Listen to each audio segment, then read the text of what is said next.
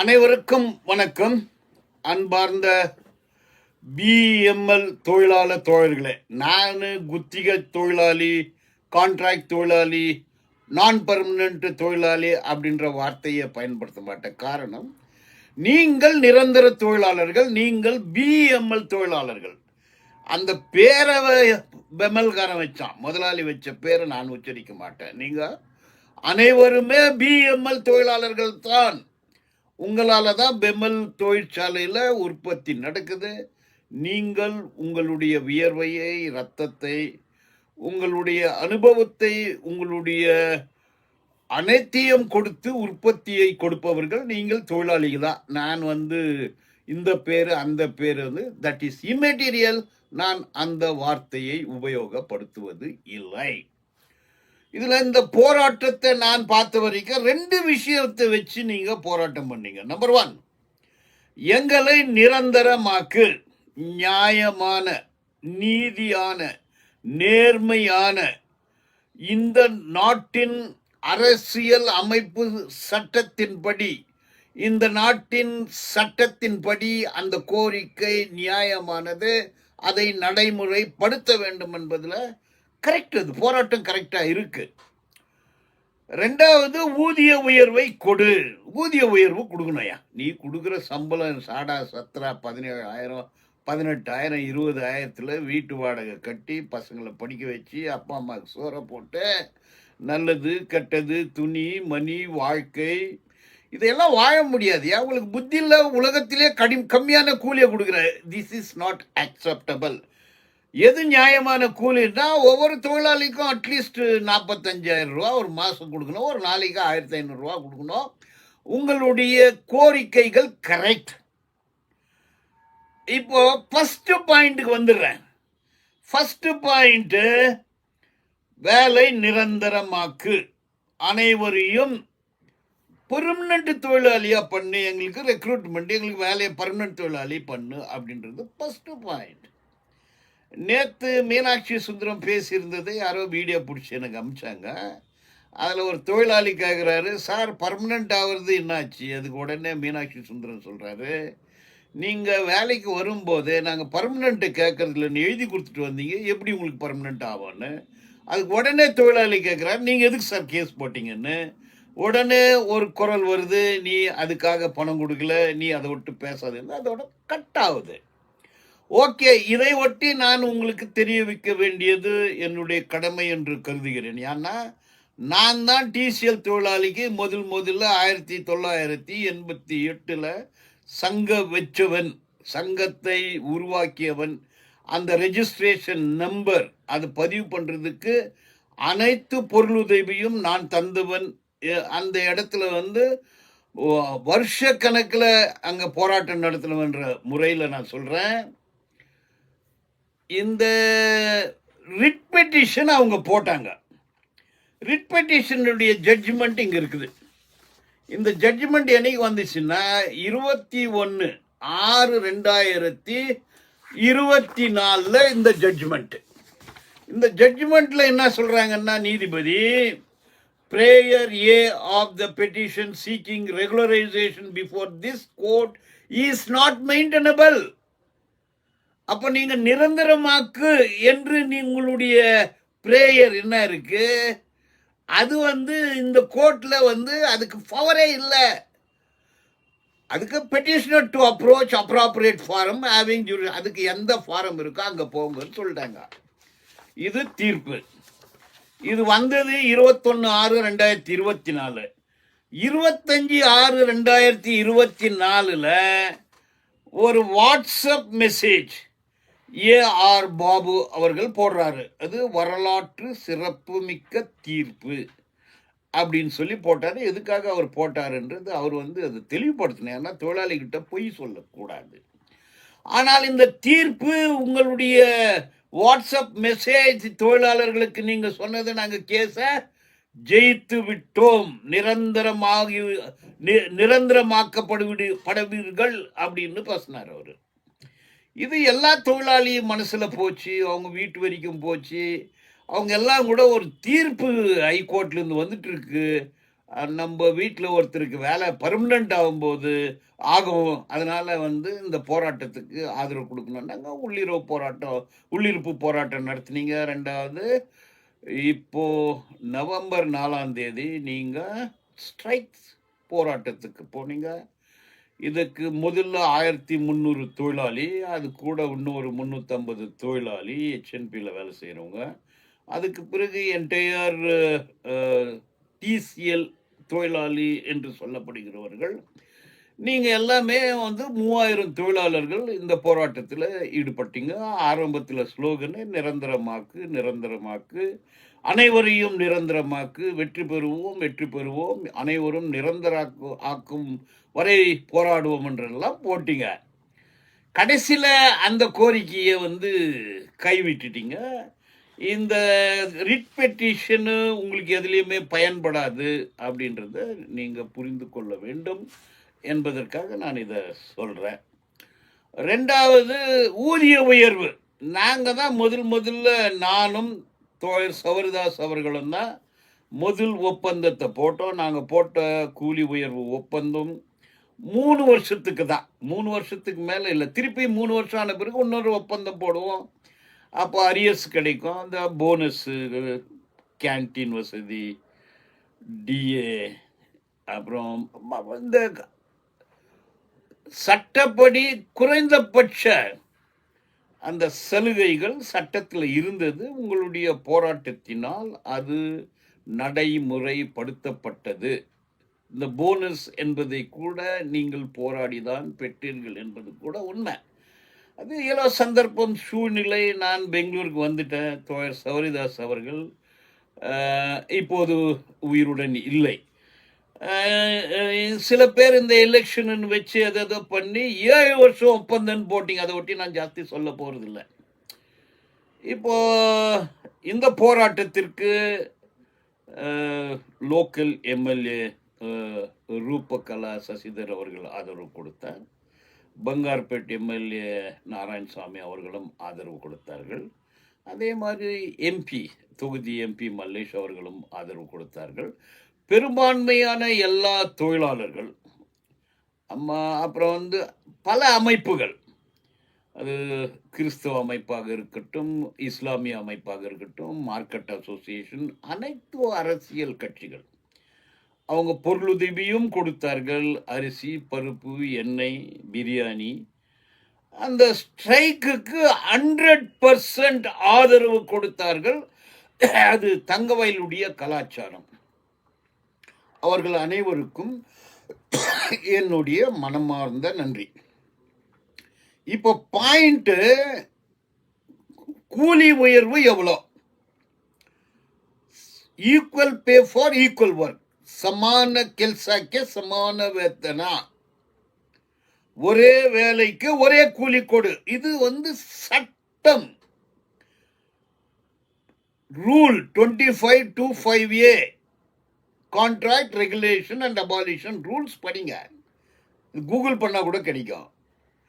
அதுல நீங்களும் நிரந்தர தொழிலாளியும் ஒரே வேலை செய்தா ஒரே கூலி. நீங்களும் வெல்டரு, நிரந்தர தொழிலாளியும் வெல்டர். அவர் 1 லட்சம் ரூபாய் வரைக்கும் வாங்குறாரு, நீங்க 20,000க்குள்ள வாங்குறீங்க. அப்ப சட்டம் சொல்லுது ஒரே வேலைக்கு ஒரே கூலி கொடு. இது எங்க கேட்கணும்? இதுக்கு அதிகாரி யாரு? இதுக்கு அதிகாரி central labour commissioner, CLC central or deputy CLC central. அவருக்கு 2 விதமான அதிகாரம் இருக்கு. ஒன்று, இதை ஒட்டி என்கொயரி பண்ணியும் ஆர்டர் பண்ணலாம், இல்லை ரெக்கார்டை பார்த்து கூட ஆர்டர் பண்ணலாம். அப்போ நீங்கள் எம்பிக்கு எம்எல்ஏக்கு சொல்லியிருக்கணும், இந்த சட்டத்தில் எங்களுக்கு equal pay for equal work இருக்கு. நீங்கள் எம்பி எங்கே பேசியிருக்கணும்? சிஎல்சி கிட்ட பேசணும், லேபர் மினிஸ்டர் கிட்ட பேசணும், லேபர் கமிஷனர் கிட்ட கேட்கணும். அதுக்கான சட்டங்கள் இருக்கு, அதை நீங்க பண்ணல. பட் என்னை அணுகிய போது 9 மாசத்துக்கு முன்ன வந்தாங்க. நான் ஒரு பெட்டிஷன் போட்டுக்கிறேன், 110 தொழிலாளி. அது கேஸு. மேனேஜ்மெண்ட் நீ கான்ட்ராக்டர் கிட்ட பேசிக்கன்னு சொல்ல முடியாது, மேனேஜ்மெண்ட் தான் வரணும். சிட்டிங் கேஜிஎஃப்ல இருந்தது, ஒரு சிட்டிங் ஆச்சு, பெங்களூர்ல ஒரு சிட்டிங் ஆச்சு. இப்போ டெபுட்டி சிஎல்சி லீவ்ல இருக்கிறதுனால அது கொஞ்சம் தள்ளி போயிட்டு இருக்கு. ஆனா இந்த மாதிரியான ஆதரவு நீங்க 3000 பேரு இந்த equal pay for equal work இதுக்கு நீங்க சப்போர்ட் பண்ணியிருந்தா 3000 பேரும் உக்காந்து கமிஷனர் பாஸ் தி ஆர்டர்னு சொல்லி கேட்டிருக்கலாம். நீங்க சப்போர்ட் பண்ணல. இப்போ கூட ஒன்றும் இல்லை. நீங்க வந்து ஒரே வேலைக்கு ஒரே கூலி தான் வாங்கணும். 110 பேர் கேஸ் போட்டுக்கிறான். எல்லாருமே வாங்க ஒரு 3000 பேர் அங்க உக்காந்து கேட்கலாம். இதுதான் உங்களுடைய வாழ்க்கையை முன்னேற்றம். இது சட்டப்படி. இதுல எதை வட்டி பண்றது, யாருக்கு அதிகாரங்குதுன்னெல்லாம் சொன்னாங்க. சொல்லு. இத தலைமை ஏற்று வழி நடத்துகிறவர்கள் இதை சொல்லியிருக்கணும். இந்த சட்டத்தை படிச்சிருக்கணும் அவங்க. நீங்க ஏன் வந்து 15 வருஷமா யூனியன் நடத்திக்கிறீங்க? இந்த கேஸை ஏன் போடல? This is number 1. Number 2, contract regulation and abolition போர்டுன்னு ஒன்று டெல்லியில் இருக்கு. அந்த போர்டு மெம்பர்ஸ் எல்லாம் வந்து யூனியன் லீடர்ஸ் தான். ஒரு எம்ப்ளாயர், ஒரு கார்பரேட் கம்பெனியை சேர்ந்த ஒரு ரெப்ரசன்டேட்டிவ், யூனியனை சேர்ந்தவங்க ஒரு 10 பேர். பெங்களூர்ல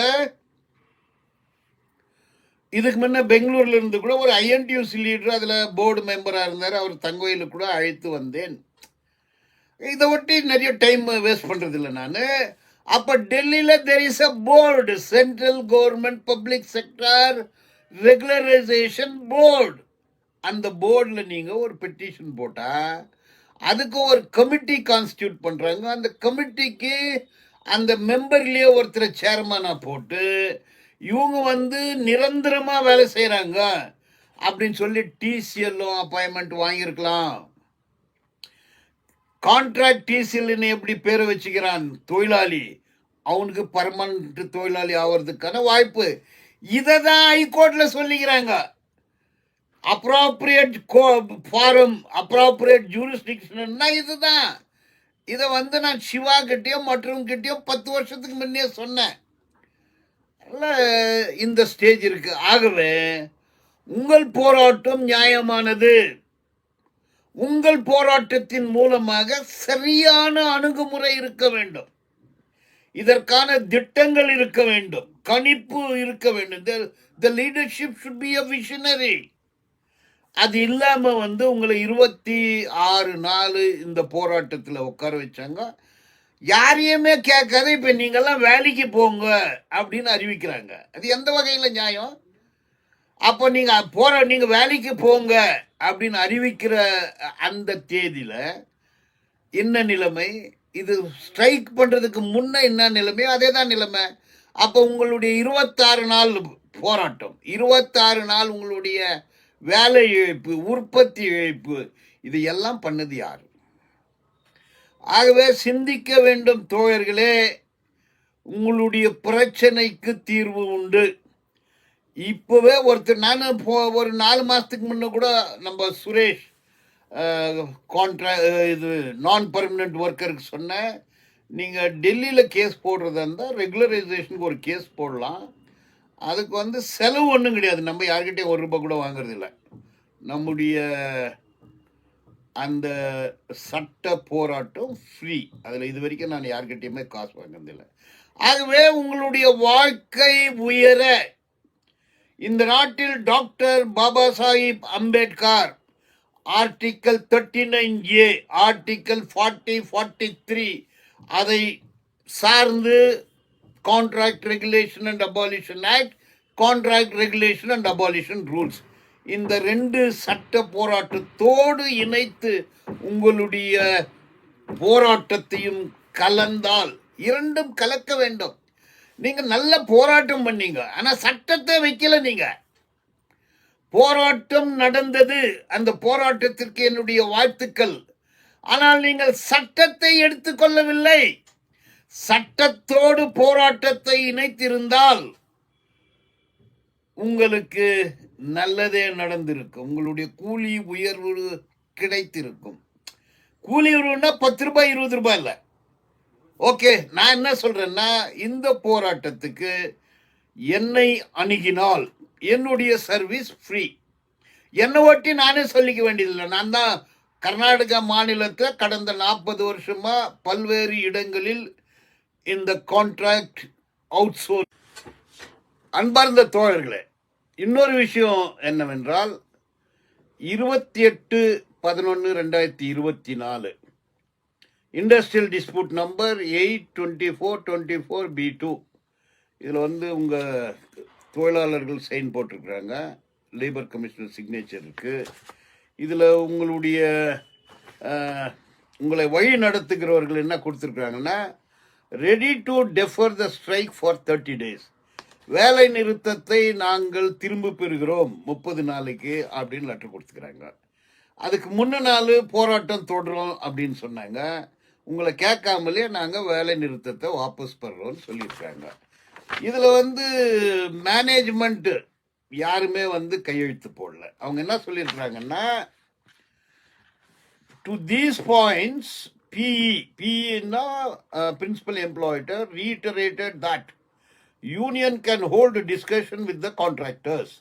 Contractors in turn will hold discussion with the principal employer whenever required. அதுதான் சொல்லிக்கிறாங்க.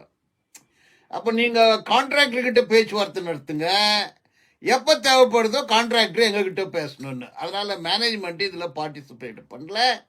மேனேஜ்மெண்ட் எங்களுக்கு பேச்சுவார்த்தை நடத்தினாங்கன்றதெல்லாம் கூட இதில் இல்லை. ஆகவே இந்த கான்ட்ராக்டர் யார் அப்படின்னா புரோக்கரு. கான்ட்ராக்டருக்கும் உங்களுக்கும் சம்மந்தம் இல்லை. ஃபேக்ட்ரி மத்திய அரசுது, உங்கள்கிட்ட வேலை வாங்குறவங்க மேனேஜ்மெண்ட்டு. கான்ட்ராக்டருக்கு உங்களுக்கு இன்ஜினியரிங் தெரியும், எல்லாமே தெரியும், கான்ட்ராக்டருக்கு தெரியாது. புரோக்கர் அப்படின்னா உங்களை அனுப்பிட்டு ஒரு கமிஷன் அடிக்கிறவங்க தான் கான்ட்ராக்டரு. அந்த கான்ட்ராக்டருக்கும் இதுக்கு எதுவும் சம்மந்தம் இல்லை. அவங்களுக்கு 1 வருஷம் கான்ட்ராக்ட் இருக்கலாம், 2 வருஷம் கான்ட்ராக்ட் இருக்கலாம். Okay, out to log it. Management சொல்கிறான் ரிப்பீட்டடாக எங்களுக்கும் இவங்களுக்கும் சம்பந்தம் இல்லைன்னு. இதற்கு உங்களுடைய வாதம் என்ன? வாதம் இருக்கா இல்லையா? வாதம் இருக்கு. ஒரே வேலைக்கு ஒரே கூலி, சமான ಕೆಲಸಕ್ಕೆ சமான வேತನ, equal pay for equal work. சட்டத்தில் இருக்குது. நீ அந்த வாதத்தை வை. மேனேஜ்மெண்ட் cannot say நீ போய் அவங்ககிட்ட பேசியோ உங்ககிட்ட வேலை சரியா சட்டம் சொல்லுதுன்னு சொல்லணும். நீங்க இந்த சட்டத்தில் நான் ஏற்கனவே 120 பேருக்கு நான் கேஸ் போட்டுக்கிறேன். நீங்க எல்லாம் கூட வாங்க. இந்த சட்டத்தின்படி, இந்த ரூல் படி டெபுட்டி சிஎல்சி ஆர்டர் பண்ணலாம். அந்த மாதிரி ஆர்டர் வந்துச்சுன்னா உங்களுக்கு நிரந்தர தொழிலாளிக்கு கிடைக்கக்கூடிய கூலி கிடைக்கும். இந்த மாதிரி பல இடத்துல கூலி உயர்வு நடத்தியிருக்கு. பெங்களூர் HAL கூட இந்த மாதிரி கேஸ் போட்டு கேஸில் கழிச்சு அவங்கெல்லாம் கூட 1500 ரூபாய்க்கு மேலே ஒரு நாளைக்கு கூலி பெறுகிறார்கள். ஆகவே பல வழி உண்டு, சட்ட வழி. சட்டத்தையும் போராட்டத்தையும் இணைக்கும் போதுதான் உங்களுக்கு வெற்றி கிடைக்கும் என்பதை இன்னொரு முறை கூறி, நீங்க இந்த விஷயத்துக்காக என்னை அணுகினால் அனைத்து உதவிகளும் இலவசமாக செய்யப்படும் என்பதை கூட தெளிவுபடுத்திக் கொள்ள விரும்புகிறேன். நன்றி, வணக்கம்.